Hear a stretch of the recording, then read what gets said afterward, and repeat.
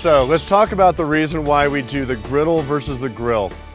The griddle gives you a good caramelization on the side of the patty. This is why you're doing this. If you put it on a grill, all that fat's gonna drop down. You're not gonna get that caramelization.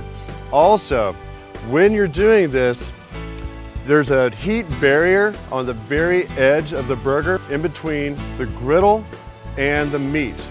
That keeps the meat caramelizing and still keeps the interior nice and rare-ish. Take your time. White Knuckle Studios.